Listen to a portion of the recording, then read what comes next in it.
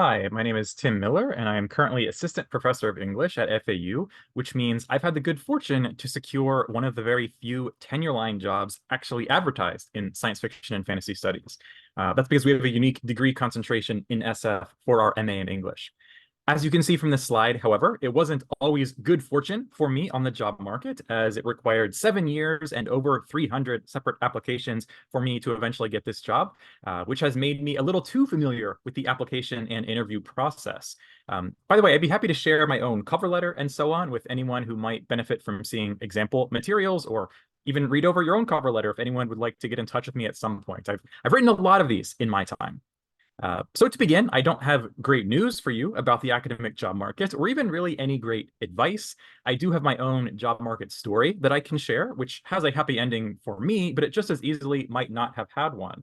Um, I also have a few practical strategies, but that's all. I think we should acknowledge that what we really need is systemic change and likely collective action by unions and other large groups of people trying to effect change together. Because what we need to do is to increase the number of jobs and also the quality of existing jobs, which are so often precarious and underpaying, something else I know a lot about. But that's a panel for another time, perhaps, and obviously much more than a panel is going to be necessary. Today, we'll have to settle for the stories and the strategies, and if nothing else, I hope I can simply be as transparent as possible about the whole process, and also about the real difficulty of the job market, especially for those of us who want to do work in SF studies. Maybe just a little more about me and my own background as a job candidate. I was originally trained as a medievalist in a fairly conventional English department, but I started publishing journal articles on SF while in graduate school, much to my dissertation director's dismay, mainly as a distraction from a Chaucer dissertation I was no longer very enthusiastic about. But I dutifully finished the PhD and began applying primarily to traditional jobs in medieval studies, although eventually I widened the search to apply to just about anything I could. During my time on the market, I held, as you can see, a fixed-term visiting position teaching medieval literature, and later some adjunct jobs teaching composition. And as you can see on the slide, most of the dozen or so schools that invited me to campus for a final round interview were interested in me as a medievalist, some as a generalist, but it was really only FAU, who wanted to interview me as an SF scholar by that name. So the most basic piece of advice I would give then is that if you want a job in science fiction studies, you will still benefit from being able to frame yourself as working in a more recognizable conventional field, because it's maybe 4 or 5 universities around the world that advertise for SF specialists, in my experience. More generally, you need to be able to position yourself as being capable of teaching as wide a range of things as you plausibly can. This is especially important in a time when tenure lines are not always being replaced when people leave, and when English majors are in near universal decline.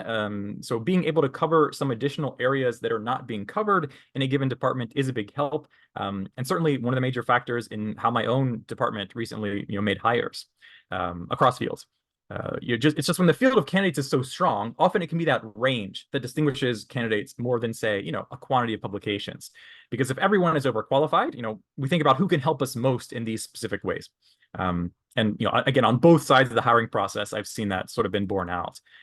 Almost across the board, the modern academy is forcing us to do more with fewer tenure-line positions, and being able to present yourself as a kind of 2-for-1 can be a big asset.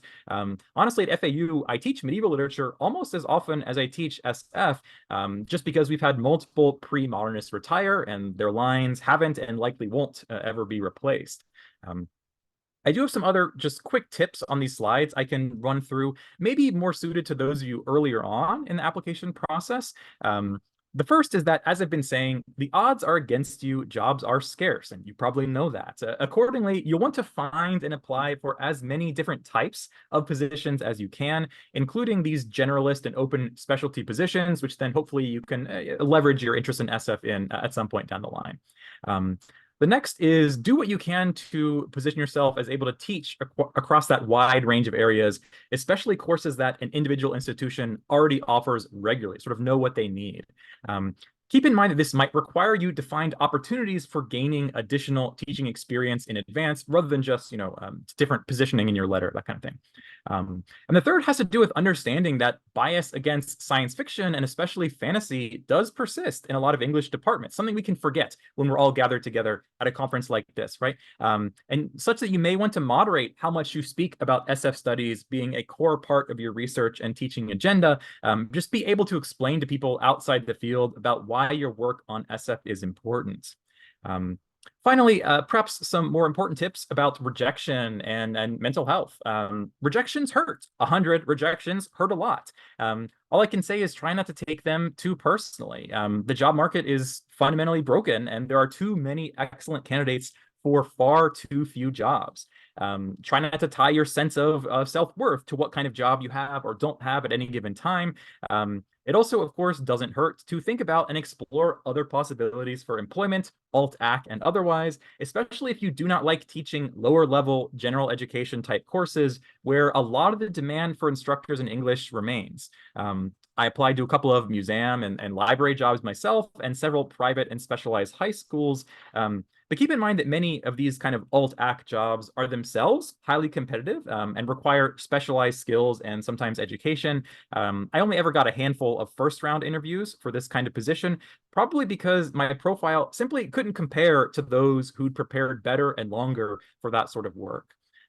Finally, your non-academic family and friends will never understand the academic job market, and that in itself can be surprisingly tough.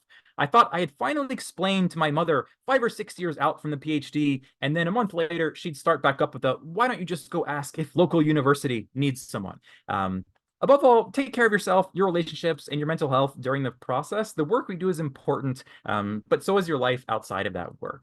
I won't go on any longer, although I wish I could be there to address questions because I think that's how panels like these become most useful. So please do feel free to reach out to me at any point if you have questions about the job market at any stage of the application and interview process in particular. That's all for me. Thanks.